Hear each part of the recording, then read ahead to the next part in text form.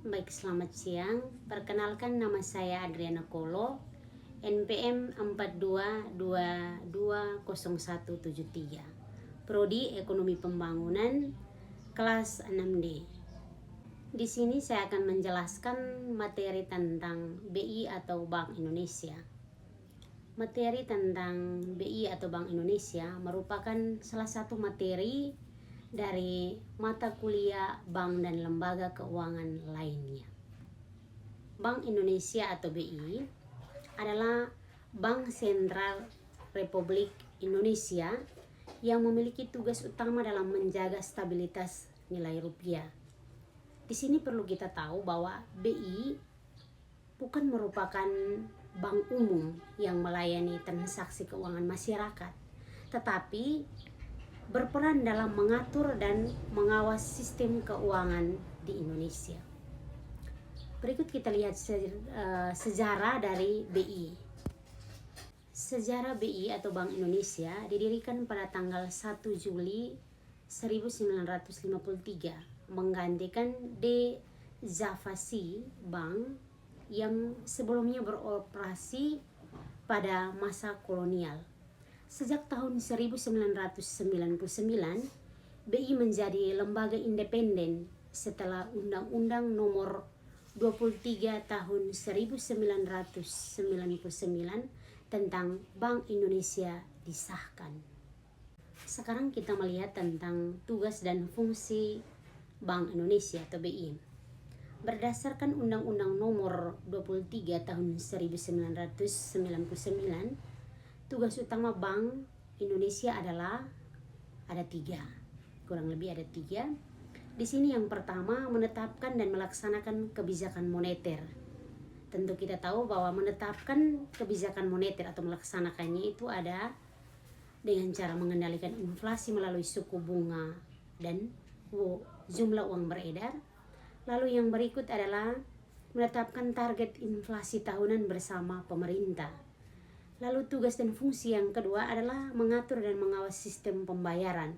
Di sini dengan mengembangkan dan mengawasi sistem pembayaran, termasuk sistem digital dan transfer antar bank. Lalu yang berikut adalah menjaga stabilitas sistem keuangan. Di sini dengan memastikan sistem perbankan berjalan sehat dan stabil, lalu berkoordinasi dengan otoritas jasa keuangan atau OJK dalam pengawasan perbankan. Yang berikut kita lihat tentang kebijakan Bank Indonesia atau BI. Untuk menjalankan tugasnya, BI perlu menerapkan beberapa kebijakan utama. Yang pertama adalah kebijakan moneter. Kebijakan moneter adalah mengendalikan inflasi dan nilai tukar rupiah. Dan yang berikut adalah kebijakan makroprudensial. Kebijakan ini mencegah risiko keuangan yang bisa mengganggu stabilitas ekonomi. Lalu yang terakhir adalah kebijakan sistem pembayaran.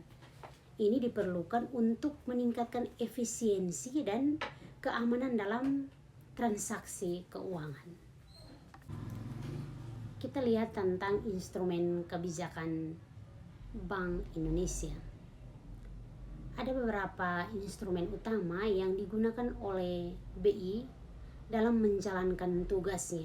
Yang pertama adalah suku bunga acuan. Perlu menentukan bunga pinjaman dan tabungan di perbankan. Lalu yang kedua adalah operasi pasar terbuka atau sering disebut dengan OPT. Untuk mengendalikan jumlah uang yang beredar di masyarakat. Lalu yang berikut adalah giro wajib minimum.